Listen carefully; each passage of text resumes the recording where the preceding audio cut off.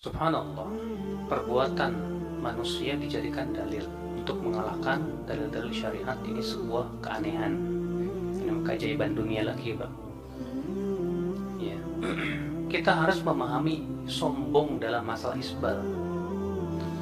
Ya, karena memang ada hadis yang mengatakan man jarra thawbahu khuyala lam yanzurillahu ilaihi. Siapa yang menarik kainnya karena sombong, Allah tidak akan melihat kepadanya. Sementara dalam hadis lain, ma asfala minal ka'bain minal izar fa finnar. Setiap kain yang melebihi mata kaki, maka tempatnya di neraka. Hadis pertama mengikat dengan kesombongan.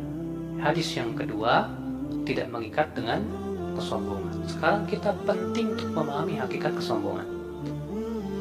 Dari bagaimana caranya melihat dalil-dalil yang lain tentang masalah ini. Ya, ada dua hadis yang menjelaskan tentang hakikat kesombongan. Hadis yang pertama yang dikeluarkan Abu Daud. Rasul kita yang mulia alaihi wasallam sabda, "Iyyakum wal isbal fa innal isbala minal makhilah." Jauhi oleh kalian isbal, karena isbal itu sendiri sudah termasuk kesombongan. Isbal itu sendiri sudah termasuk apa? Kesombongan. Dalil yang kedua hadis Abu Bakar yang dikeluarkan oleh Imam Muslim, bahwasanya Abu Bakar berkata kepada Rasulullah, "Ya Rasulullah, inna izari yastarhi." Sesungguhnya sarung saya ini melorot ke bawah. Wa inni ata'ahaduhu, dan aku berusaha untuk terus menjaga jangan sampai melorot. Setiap melorot dinaikin lagi, setiap melorot dinaikin lagi. Maka Rasulullah bersabda kepada Abu Bakar, "Ya Abu Bakar, innaka lasta mimman yaf'alu khuyala." Kamu tidak melakukan perbuatan itu karena sombong. Kapan? Ketika dia tidak melakukannya dengan sengaja. Abu Bakar yang melorotnya tidak sengaja. Setiap melorot dinaikin, setiap melorot dinaikin. Kata Rasulullah, seperti itu bukan sombong. Berarti kalau yang sengaja dilorotin itu yang sombong. Ya. Pahami ya hadis ini dengan baik. Yang anehnya ada orang yang berhujah dengan hadis Abu Bakar tadi untuk mengatakan ini menunjukkan kalau tidak sombong boleh. Padahal kenyataannya kejadian yang dalam pada Abu Bakar itu tidak menunjukkan kepada apa yang diinginkan. Ketika Rasulullah mensifati Abu Bakar tidak sombong, keadaannya Abu Bakar waktu itu apa? Tidak sengaja. Karena kebetulan Abu Bakar kurus, ya beliau pakai baju kegedean. Jadi sarungnya melorot terus ke bawah. Tapi setiap melorot dikatasin lagi. Mana mungkin disamakan dengan orang yang sengaja dilorotin ke bawah. Dan dalam riwayat Abu Daud sendiri, Pak, sudah sangat tegas dan jelas sekali. Ya, Rasulullah mengatakan, jauhi oleh kamu isbal, karena isbal itu termasuk kesombongan. Belum lagi didukung dengan perbuatan Rasulullah dalam mengingkari para sahabat.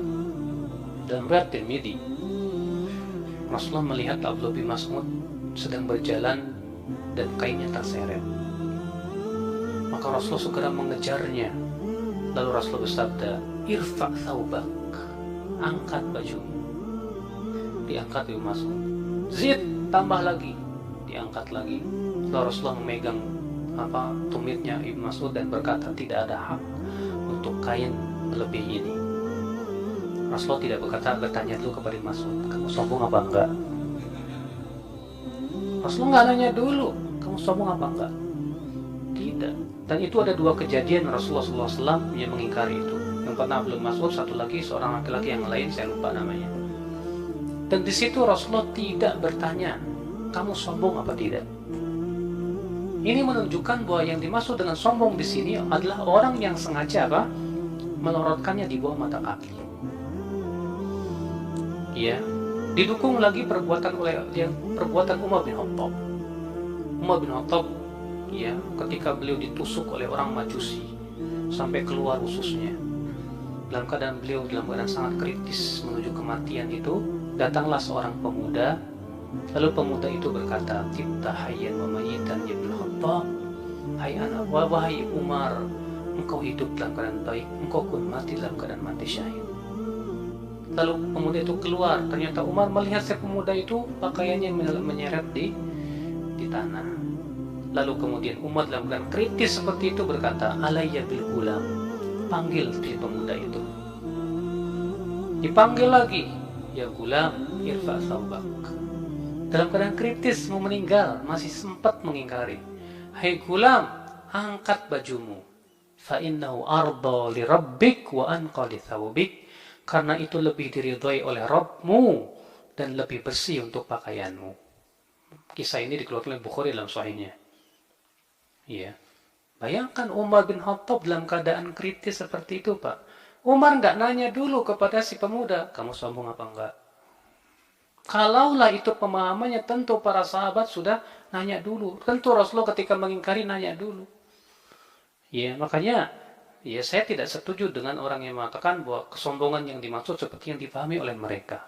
Itu sengaja celananya dilorotin ke bawah dengan klaim saya tidak sombong. Justru itu sebetulnya kesombongan kata Rasulullah. Ya, subhanallah. Masih ada yang bertanya?